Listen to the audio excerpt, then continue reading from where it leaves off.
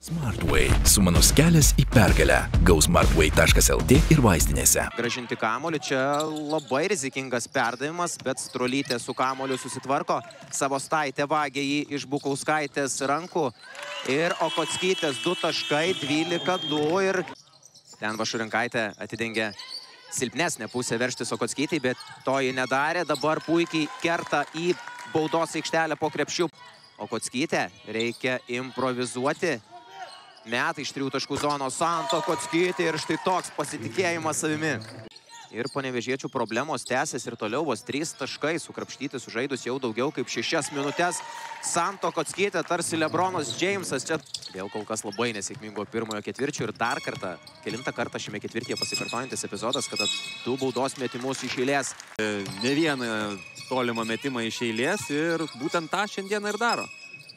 Čia Santos Okockytės bandymas, dar vienas jos taiklus. Pilnos 4 sekundės iki šios atakos pabaigos Kauno aistėms. Santo Okockytė pelno taškus. Santo Okockytė. Dar 2 jos taškai. Okockytė čia šiaip taip išsaugo kamuolį. 8 sekundės iki atakai skirto laiko pabaigos. Reikia kažką daryti su kamuoliu. Okockytė pelno 2 taškus.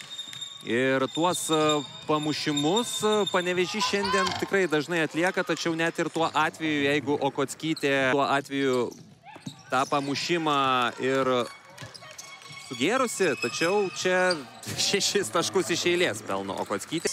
Žais Baltijos moterų krepšinio lygos rungtynes Kaune, bet turiu nutraukti šią mintį, kad Rimkevičiūtė. Ten galimybė bėgti į greitą ataką. Čia Santa Okockytė iš 3 taškų zonos. Dar vienas metimas, na, kas darosi?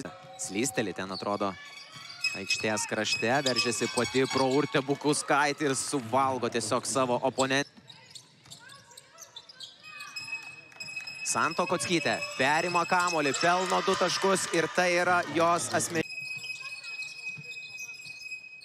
Okockytė su kamuoliu metimas iš 3 taškų zonos ir šis jos metimas reiškia...